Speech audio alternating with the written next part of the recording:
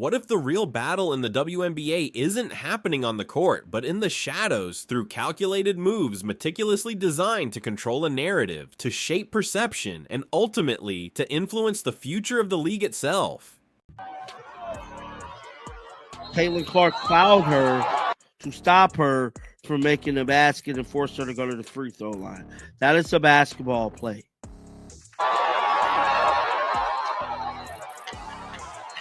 Angel Reese does what Angel Reese does to sell the moment. She gets up and tries to fight Caitlin Clark.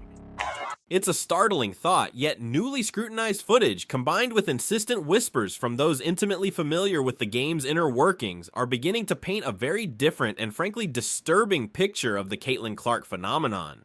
Angel Reese deserved to get her ass booed when she attacked Caitlin on a normal foul.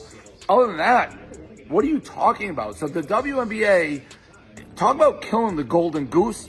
Like, you got her meteoric rise, the kind that sports leagues typically dream of and embrace with open arms, has been met not just with the expected on-court rivalries, but with a baffling, almost hostile reaction from corners you'd least expect, including, it seems, the league itself.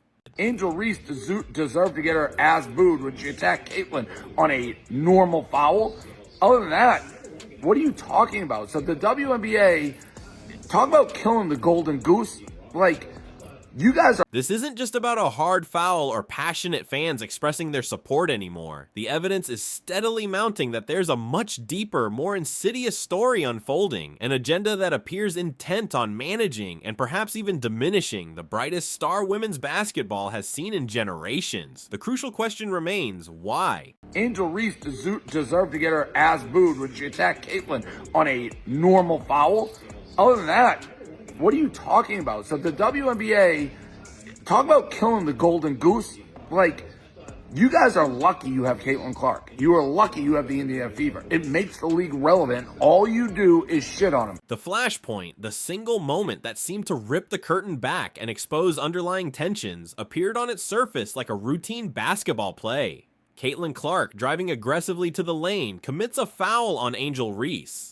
It's a basketball play, pure and simple. A strategic move designed to prevent an easy 2 points, to force the opposing player to earn their points at the free throw line. This type of play happens countless times in every single game, at every level of the sport. But what followed this seemingly ordinary foul was anything but routine. Angel Reese didn't just absorb the contact and prepare for her free throws. She transformed the moment into a theatrical production, an exaggerated display of aggrievement. There was the dramatic fall, the immediate and aggressive confrontation, a performance seemingly calculated to provoke a reaction, to escalate the situation far beyond the parameters of a common basketball foul. And then, almost as if on cue, the officials appeared to buy into the drama.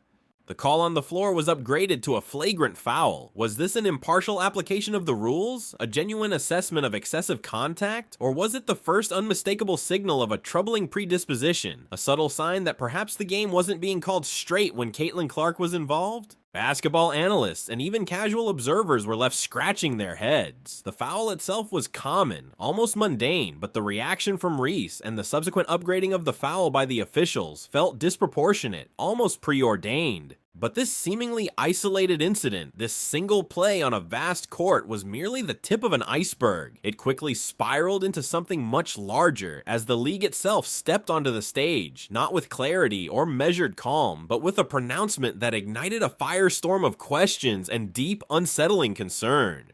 The WNBA's official statement landed with the force of a bombshell. They declared with stern authority that they strongly condemn racism, hate, and discrimination in all forms, adding that such things have no place in our league or in society. A noble sentiment on its surface, undoubtedly.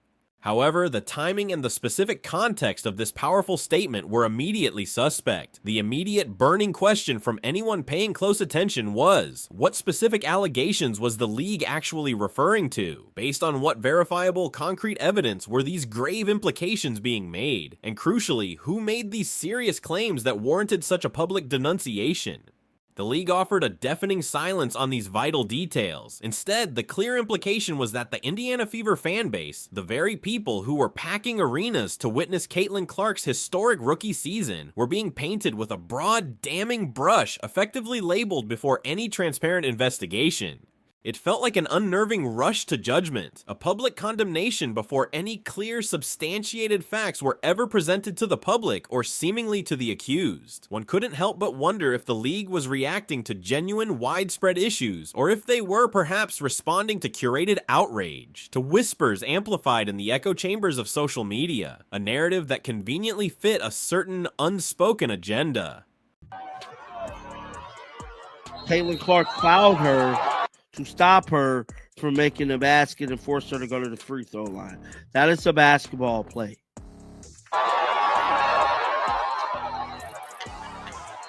Angel Reese does what Angel Reese does to sell the moment. She gets up and tries to fight Caitlin Clark.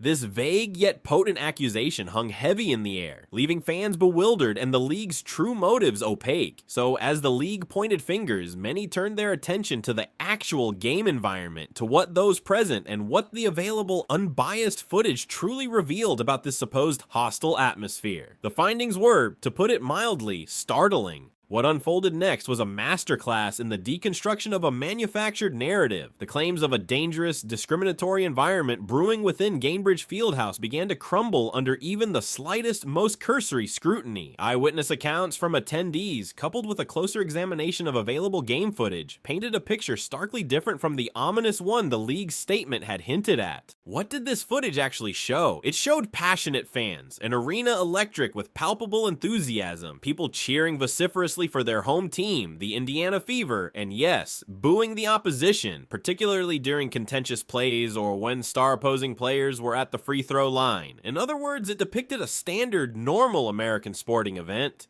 There were families evident, children proudly wearing Clark jerseys, an atmosphere of genuine excitement, exactly the kind of vibrant engagement the WNBA had ostensibly been craving for years, the kind of fan energy that signifies a healthy, growing league. The critical point, however, was what the footage didn't show.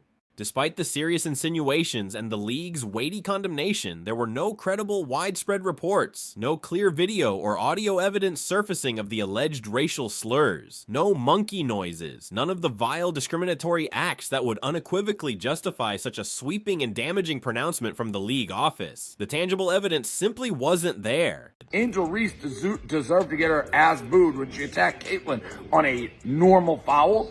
Other than that, what are you talking about? So the WNBA, talk about killing the golden goose. Like, you guys are... This forced a deeply disturbing question. If the fans weren't the source of a calculated attack, as some narratives suggested, was the narrative itself the attack? A narrative meticulously designed to tarnish Clark's arrival, to diminish the organic enthusiasm surrounding her, and to cast a shadow over her fan base. With the accusations against the fans appearing largely unfounded, if not entirely fabricated, the spotlight naturally and uncomfortably shifted back to the on-court dynamics, and particularly to the intense, often perplexing focus on one of its most prominent, and it now seems polarizing figures, Angel Reese. This brings us to the Angel Reese factor, a significant element in this unfolding drama. Reese has undeniably cultivated a specific brand, an on-court persona that not only accepts but actively embraces the role of the villain, appearing to thrive on confrontation, on drama, on being the agitator. Her on-court actions, particularly her demeanor and physical play when matched up against Clark, often seem to transcend mere rivalry. Observers have noted what appears to be a palpable disdain, a contempt that feels deeply personal rather than professionally competitive. This isn't just about playing hard, it's about a pattern of behavior. The WNBA is currently experiencing a renaissance, largely fueled by the unprecedented attention Caitlin Clark has brought. Record-breaking viewership, sold-out arenas, and skyrocketing merchandise sales are painting a picture of a league on the ascent, a golden age potentially dawning. This is the dream scenario for any sports organization.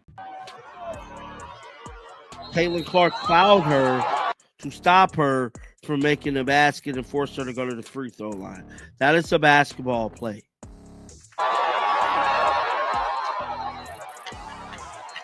Angel Reese does what Angel Reese does to sell the moment. She gets up and tries to fight Caitlin Clark.